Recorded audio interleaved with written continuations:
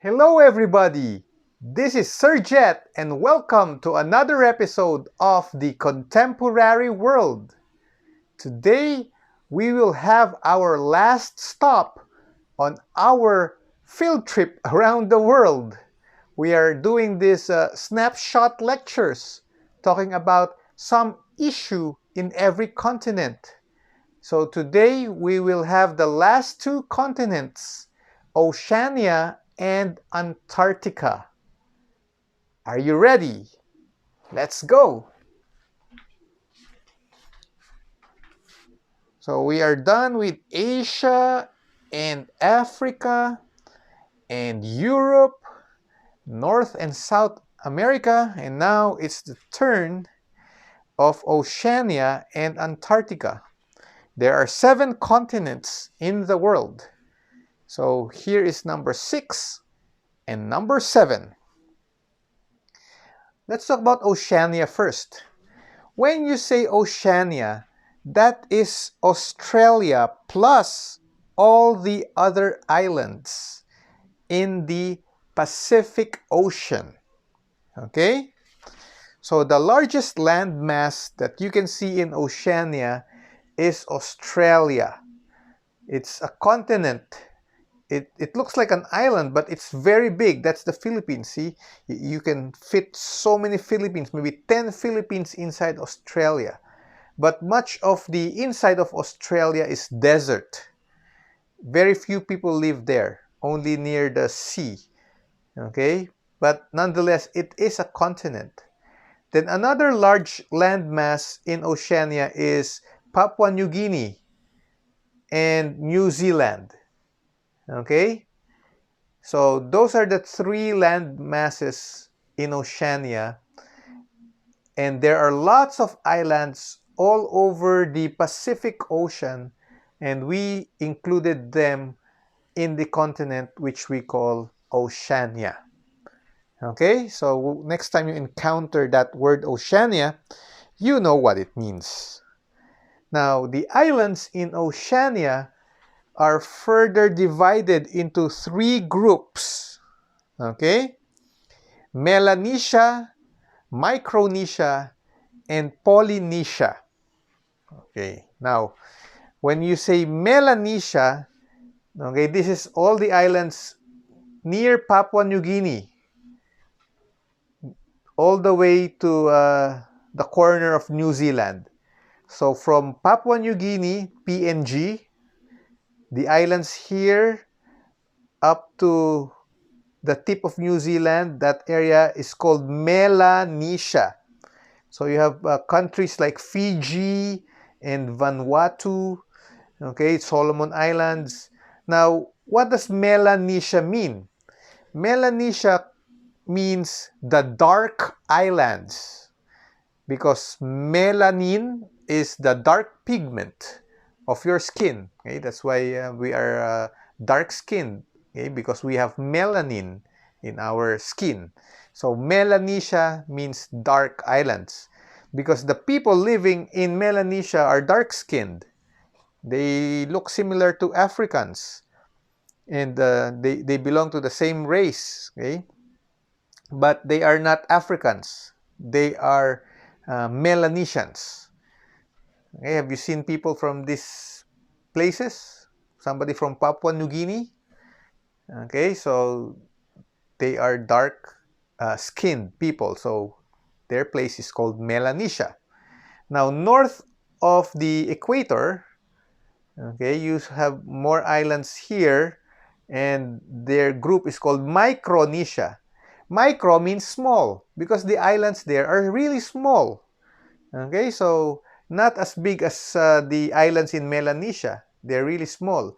If you know Guam, okay, and the other islands near Guam, they belong to Micronesia, the small islands.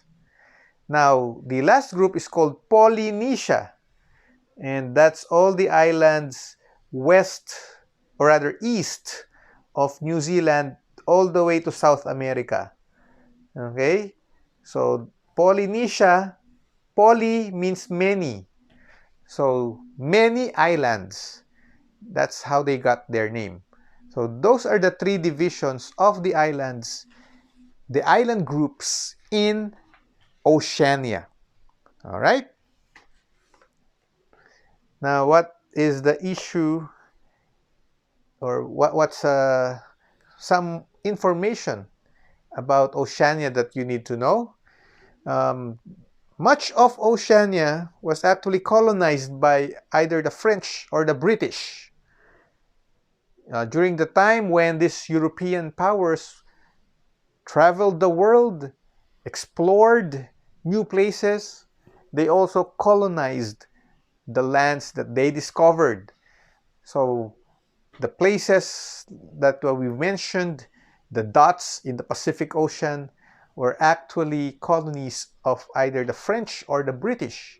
And many of them, up to today, are not yet free.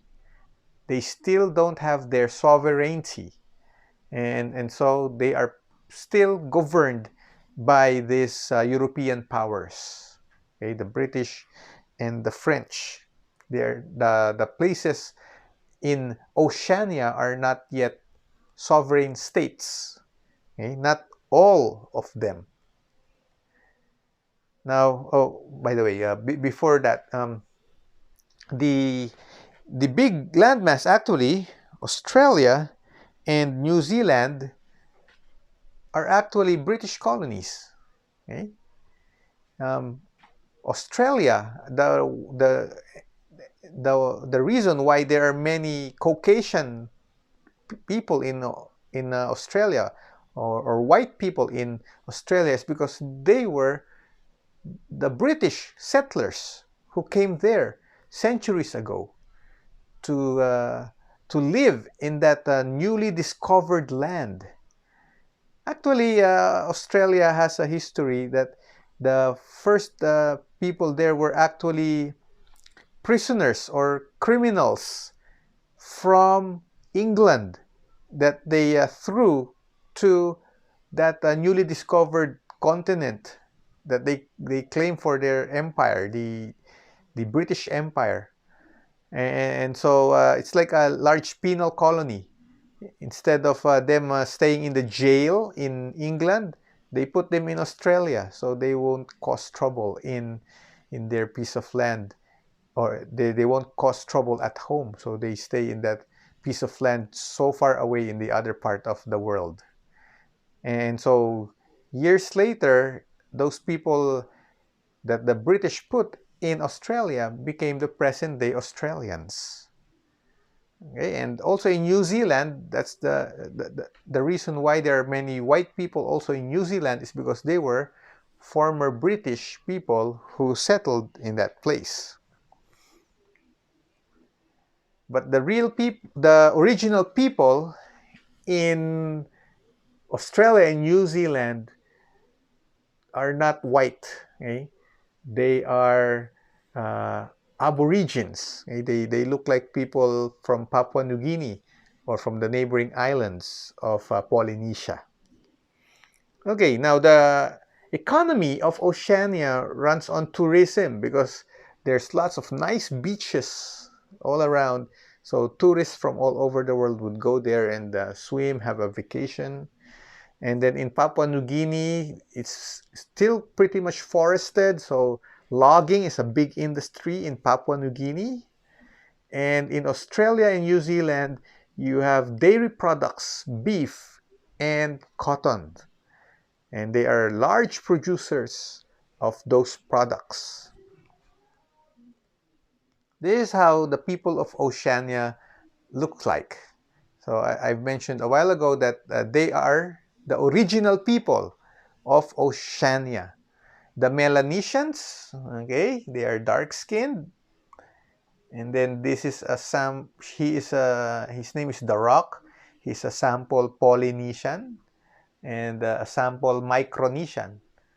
Okay. Actually, the Micronesians look very Filipino. Okay. They are also Malayans, like us. The people from Guam, have you seen people from Guam or Hawaii?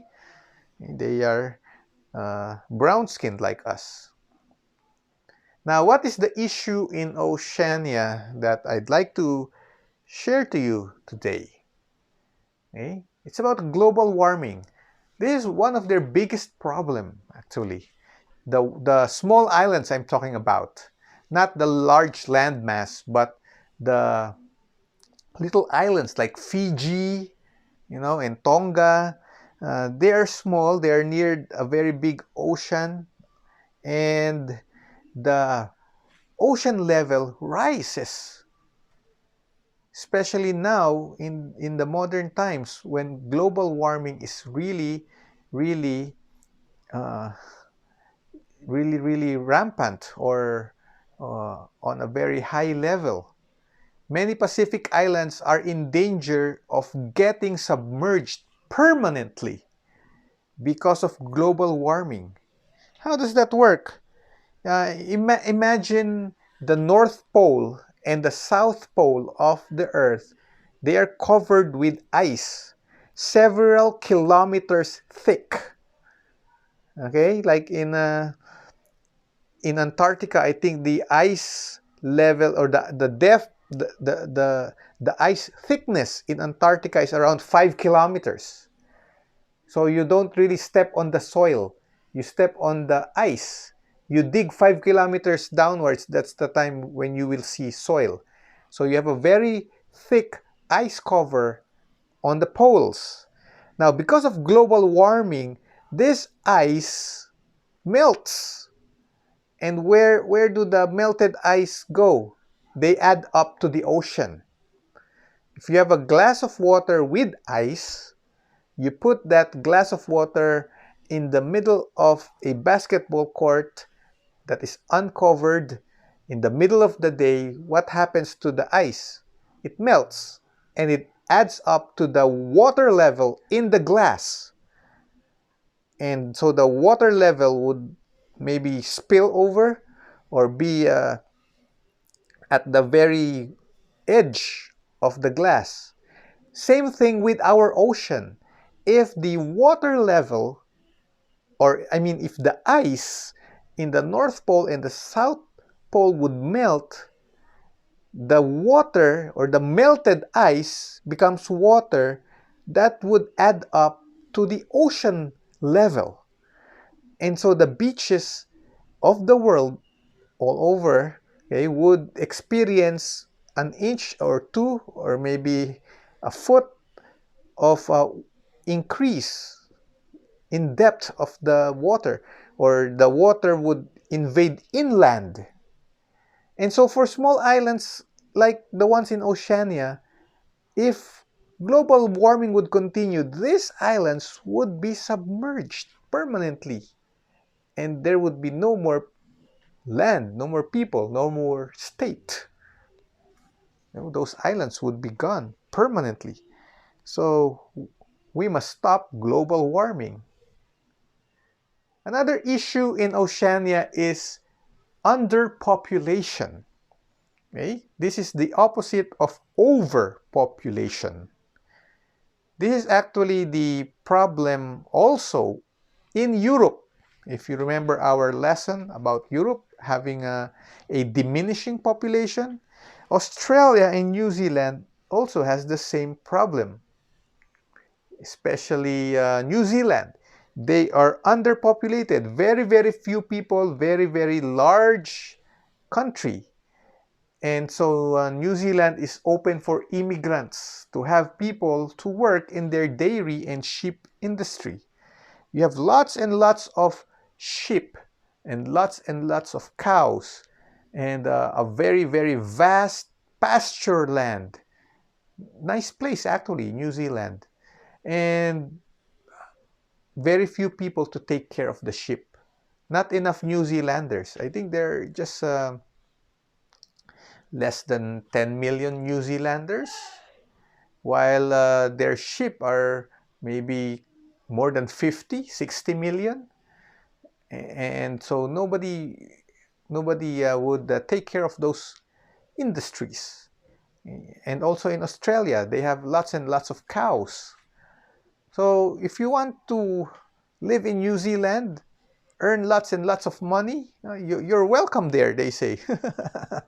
I have several friends from UP, Los Baños, who migrated to New Zealand, and their work is milking cows.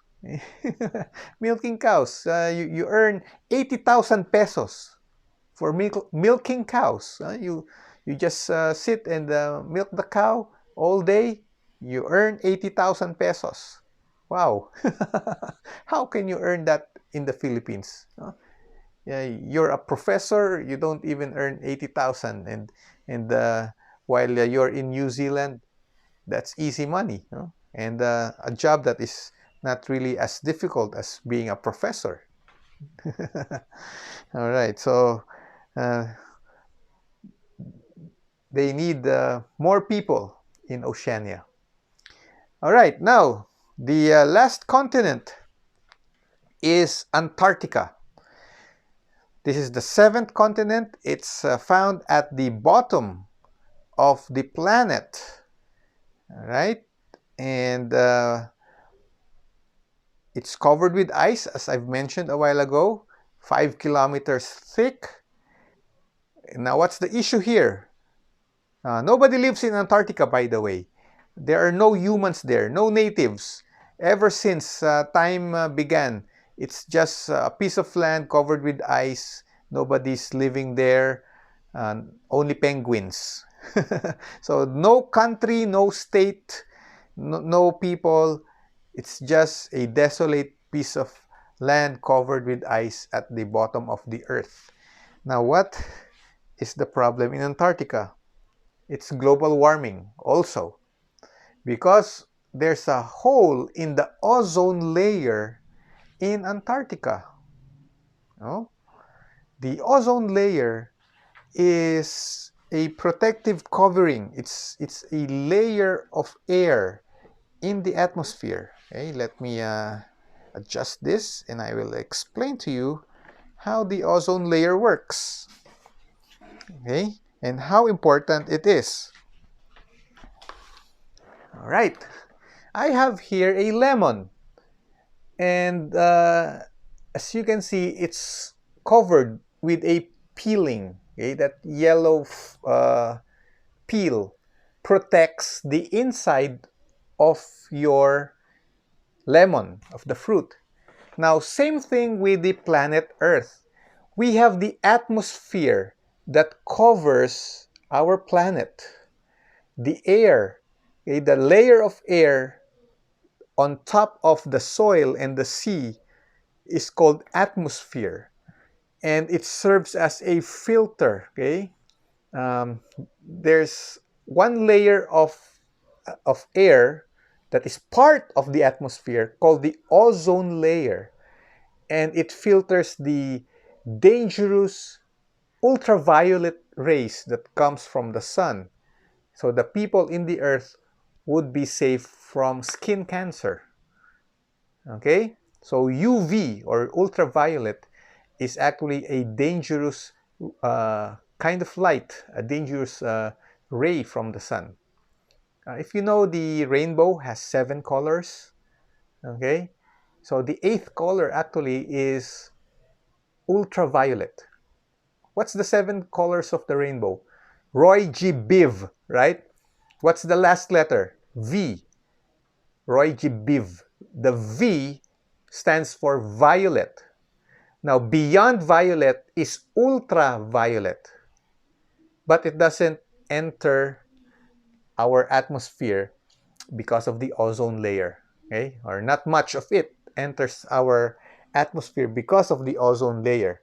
So it's a protective covering, just like the peel of your lemon protects the fruit inside. Now, in Antarctica, this is how it looks like. The ozone layer is gone. Okay? There's no more peel at the bottom of the earth. There's no ozone layer at the bottom of the earth. Okay, so as you can see there, there's a hole, okay? A depression like this. Okay, no ozone layer because of the greenhouse gases. They destroy the ozone layer. Okay, the emission that comes from our air conditioners, factories, cars, and other vehicles, burning garbage, this smoke, these gases destroy the ozone layer. And so we have a hole at the bottom of the earth on top of Antarctica. And that's where the dangerous ultraviolet rays come in and penetrate into our planet and melt the ice quickly in the North Pole and in the South Pole, contributing to the rising levels of the ocean. And they make also our climate hotter, okay, and warmer. That's why it's called global warming, because these ultraviolet rays enter and the heat also gets trapped because of the gases that we emit out of human activities. The smoke, okay, the greenhouse gases make up another layer in the atmosphere. When the sunlight comes in, it should bounce back freely, but because of the emissions from the global gases, the heat from the sun, after bouncing from the ground, gets trapped and stays in the atmosphere. That's why we are experiencing a very hot climate these days. Yeah, thanks to the pollution that humans create. So, what shall we do now? Okay? We have seen in this lesson that we have a challenge. We must save our planet. We must stop global warming. And so that's for you to think about. Okay? What would be your contribution to help save our planet, especially about the global warming problem? Okay, so I guess we are already done with our trip around the world. We have seen the issues in the 7 continents.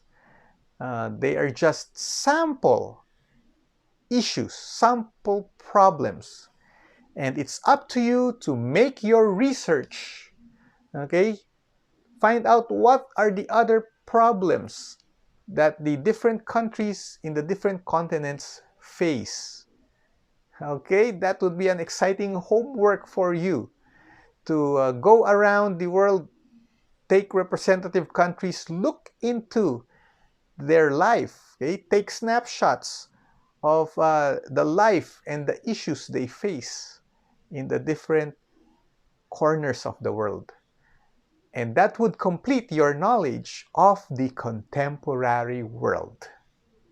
So I hope you have enjoyed our journey together in this course, and you have learned a lot, and our lessons have transformed you into a better citizen of this planet. And I hope all the lessons that you have learned, you will not forget. And up to the time when you are already graduates and working and you have your own life, I hope you make your contribution to the contemporary world. Okay? So, with that, I hope you are fired up to face life. Thank you very much. This is Sir Jet. Keep safe, everyone. God bless.